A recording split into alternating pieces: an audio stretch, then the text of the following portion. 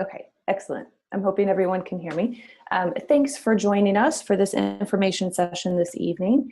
As was mentioned, I'm the MSW Program Director at the College of Staten Island. So I'll have a little bit more information about CSI over the other two schools, but we'll be trying to the best of my ability to provide information about all three.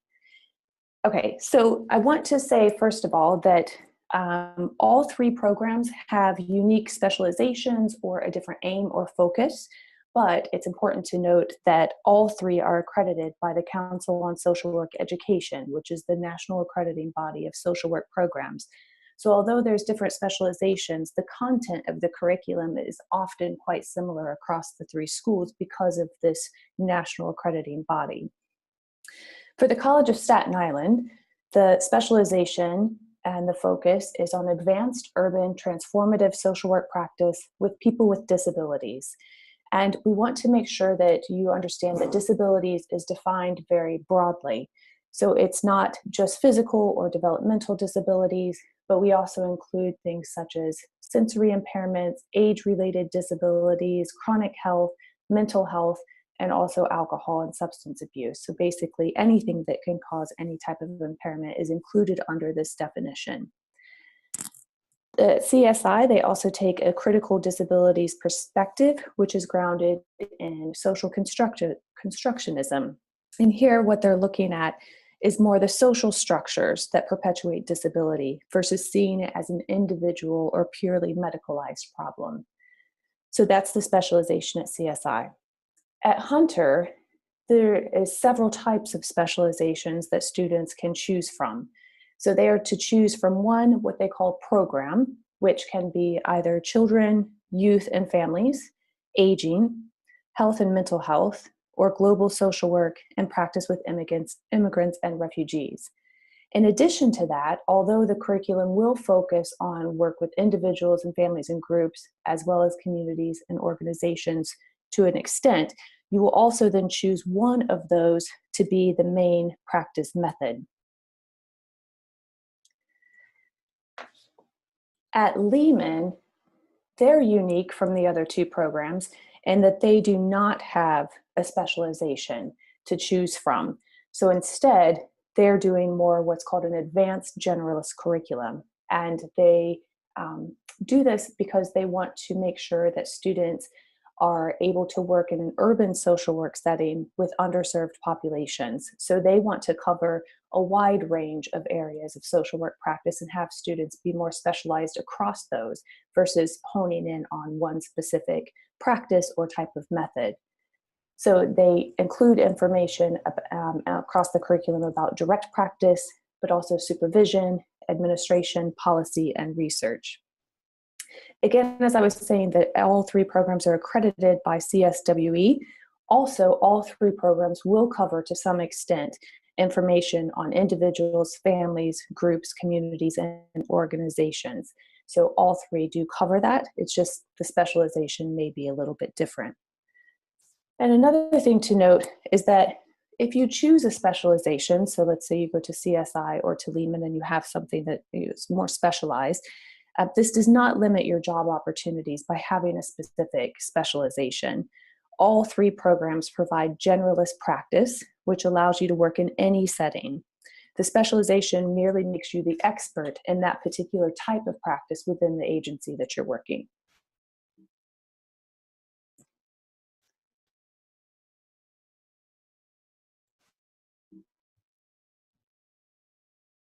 And we'll go to the next slide here in a second. Perfect. So the MSW programs that are offered across the three programs, first of all, to state that both CSI and Lehman offer a 2-year and advanced standing programs. And those can be at least CSI full-time or part-time, which I'll talk about in a minute. But what's different is that Hunter offers a wide variety of other programs in addition to the typical 2-year or advanced standing programs. So I'll just go through a few of those. One of them at Hunter is called a 1-year residency. And this, although it says 1-year residency, it's actually over about 5 semesters. So the one-year residency refers more to the field placement versus the total time of study.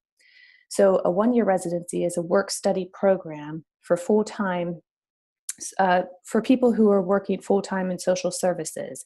And the placement then needs to be at the work site. So there needs to be um, an agreement with the agency to have your placement there. And you have to have worked at the agency for at least 2 years. And again, it's about 5 semesters plus 2 summers. Hunter also has an accelerated full-time program. So this is for what they call outstanding students who can complete the program in 18 months of full-time study. For this accelerated full-time program, the only method or program available is clinical practice with individuals, families, and groups. Additionally, they have an accelerated one-year residency. So again, that's if you're working already in social services and you have an agreement with your agency to be able to do your field placement at your work site, then you can have that be accelerated into a 24-month program, which does involve going through winter and summer sessions. But again, the only specialization for this accelerated program is within clinical practice with individuals, families, and groups. And another program that they offer is a dual degree, so an MSW and a master's in education. And this is special education, so it focuses more on child development and early intervention. So this combined program would be a total of 85 credits versus the normal 60 credit program. And again, all programs at Hunter are full-time with the exception of the one-year residency program. Hunter does not offer part-time programs.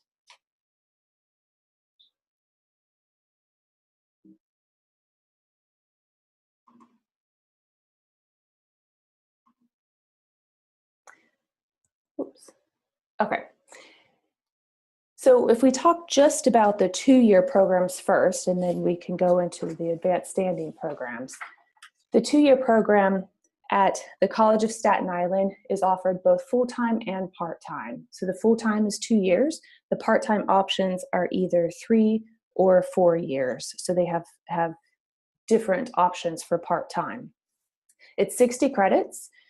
You will have in the first placement, so there's 2 placements at CSI, in the first year or the first placement that you have is 16 hours a week, so that's about 2 days a week that you're in the field for a total of 480 hours. The second placement in the final year, your second year, would be 24 hours a week, and that's for about 3 days a week for a total of 720 hours. CSI also offers classes daytime, so that's usually anywhere from 8 o'clock in the morning till 5 o'clock in the evening, but we also offer all sessions in the evening as well, so that's 6:30 to 9:10, so that students can pick and choose based on their work schedule or any other commitments that they currently have. There's currently no online classes at CSI. At Hunter College, again, it's a full-time 2-year program, 60 credits. Their traditional 2-year program is 4 semesters, but as was mentioned earlier, in some of their other programs, it may be a little bit more or less depending on whether the students are completing in 18 months or 24 months. So sometimes it can be 5 semesters if they're going in winter or summer sessions. Typically, it's 15 credits per semester, but that can vary based on the type of program that they offer. And again, just as with CSI, it's typically 3 days per week in the field for their advanced placement and 2 days in classes. At Lehman College, they also offer full and part-time programs for 65 credits in total.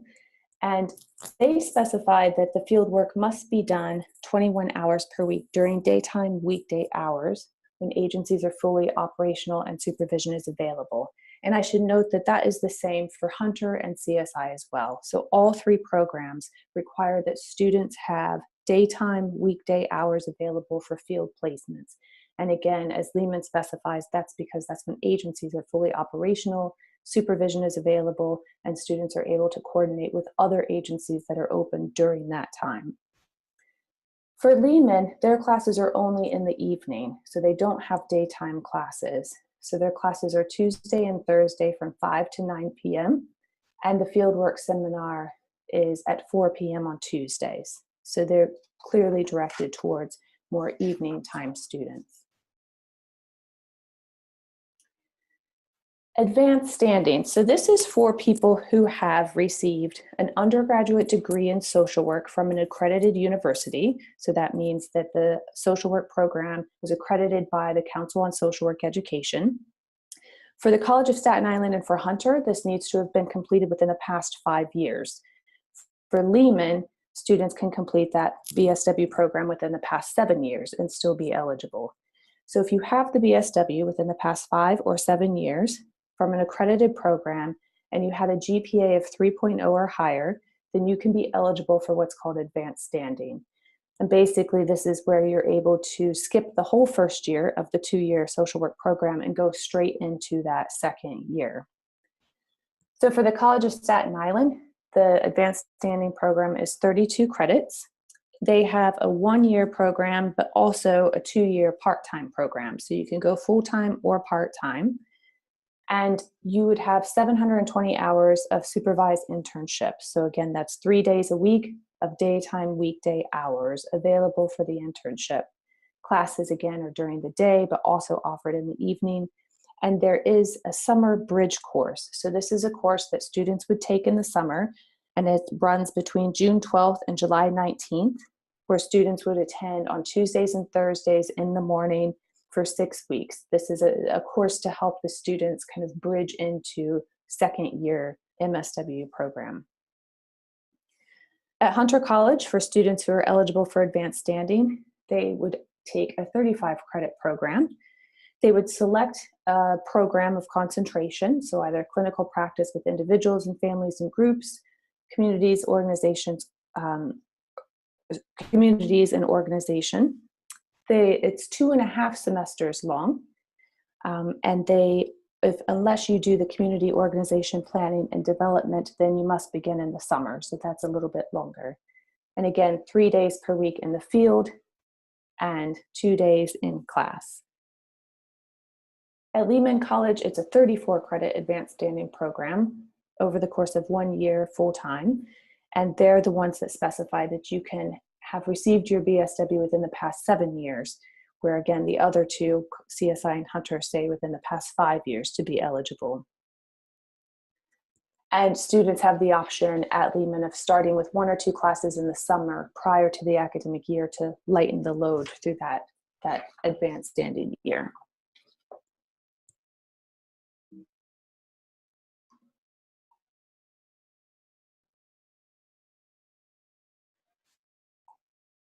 Okay, we'll go to the next slide.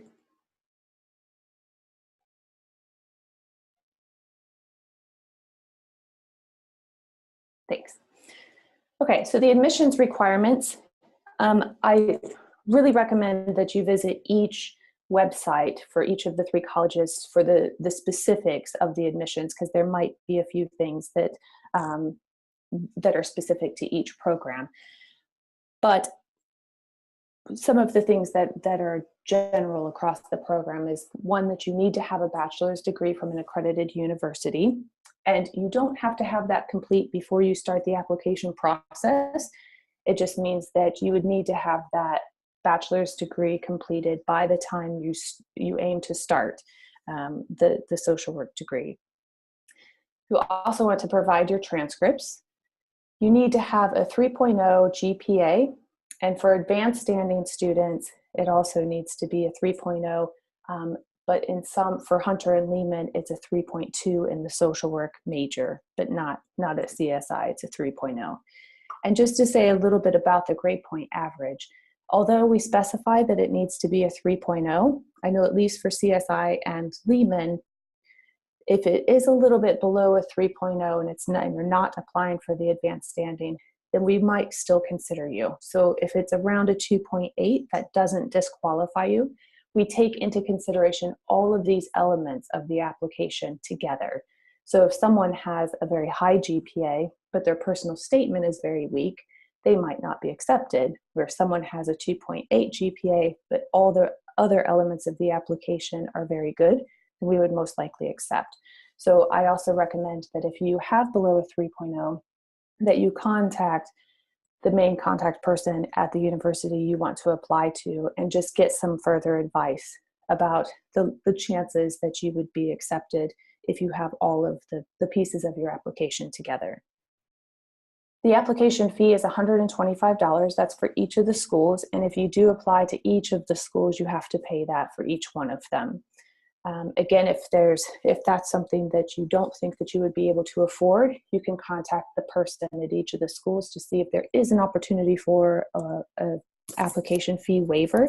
It may or may not be available, but I know at least at CSI, and sometimes we're able to waive the fee if there is a demonstrated financial need. Based on the school, you'll need to either provide 2 or 3 letters of reference. I know at CSI that it's 3 letters of reference, and we recommend that the recommenders be someone who can attest your academic ability, so a professor from your undergraduate degree, or someone who can attest to your work ethic and ability or potential to practice social work in the future. So someone who has supervised you in a social work or if you haven't worked directly in a social work setting, then someone who's just supervised you in terms of employment or volunteer experiences. So think very much about who you think can really provide a good reference for you, attesting to your academic ability and or your work ethic and ability to become a social worker in the future. All 3 schools also require a personal statement or a statement of purpose, and this will be specified on their website or through the application process, where you have to answer specific questions, or you may have to provide a case example. Some tips for writing your personal statement is, 1, making sure that it's really well written. So one of the things that the 3 schools are looking for is that you can write. So we're looking at your writing ability, your grammar, your punctuation, your organization and structure, because writing is a very critical skill for social work, and so we want to make sure that you're at a level where your writing can still be improved through the program, but that you're at the appropriate level. Another thing we're looking for, the realistic understanding of social work. We don't expect you to know everything about social work. That's why we require you to come for at least 2 years or 1 year if you're advanced standing to learn more about social work, but we want to make sure that you know the difference between social work and education, or mental health counseling, or what a social worker would do. We're also looking for any implicit or explicit values that come out in your personal statement.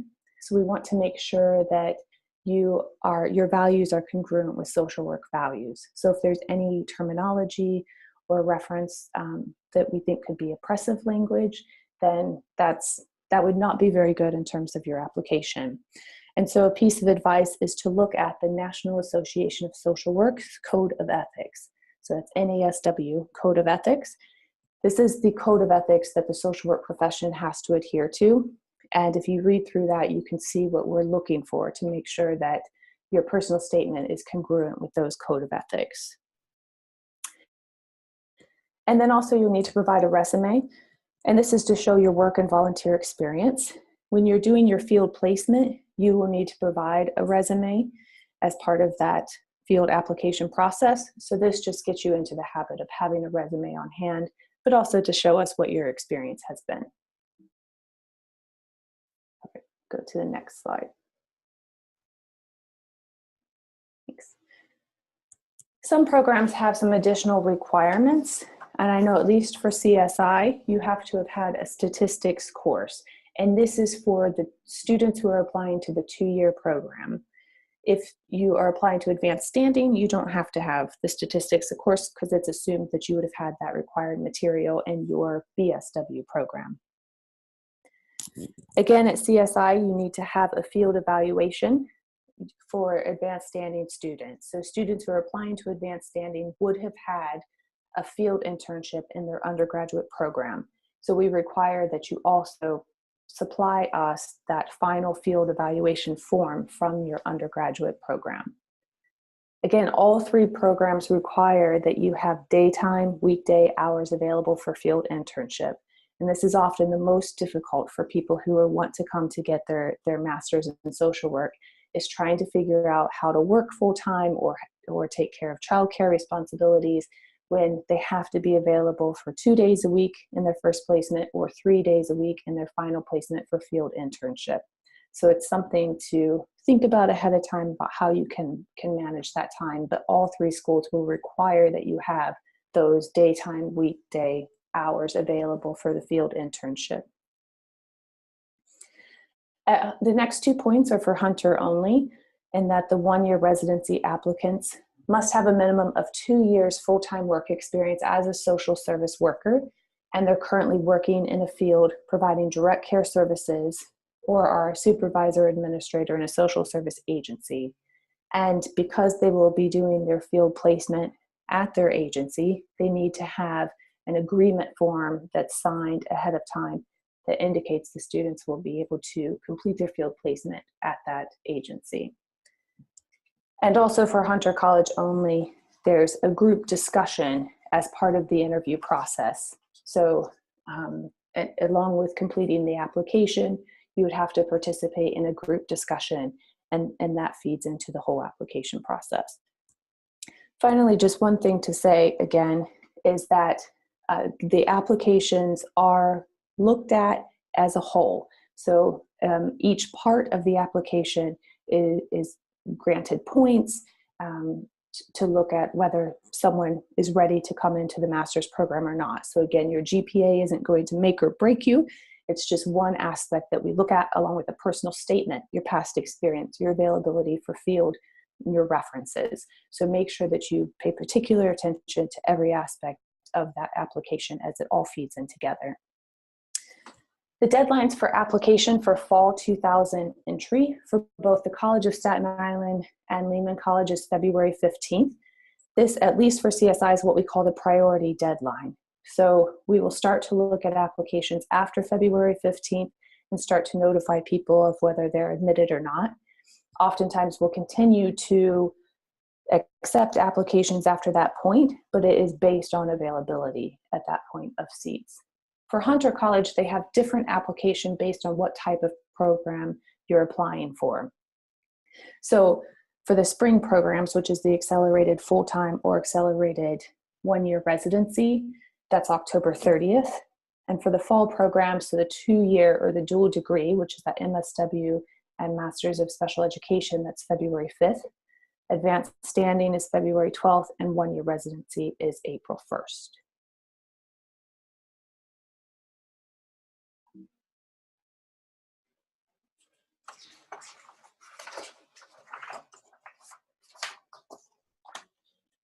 And for more information, we have contact details and email for both Hunter and Lehman there. We also have some details for CSI.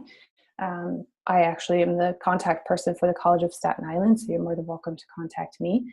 But I do recommend that any questions that you have about the application process for specific programs or specializations, that you contact the lead person at each of the colleges for more information. Dr. Peter, thank you so much for such a wonderful presentation. So in terms of follow-up, the audience will receive a follow-up email with Dr. Peter's information as well as each of the program advisors' information. We recommend that you reach out, as she stated, to them with questions and attend any open houses on the campuses. Dr. Peter, thank you so much. Does anyone have any questions now? It's a pretty quiet group. Please don't be shy.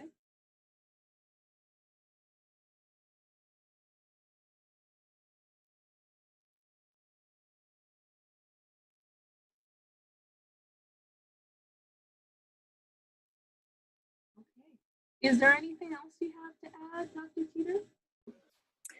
I don't think so. I guess I can't reiterate enough the importance of thinking about who's going to be the recommenders for the letters of recommendation and the quality of the personal statement. So I think, people often place so much importance on the GPA, but again, that's just one factor in really making sure the personal statement's well written and well thought out, and that you get very good recommenders for the programs. All 3 programs are excellent programs. Again, they're all accredited.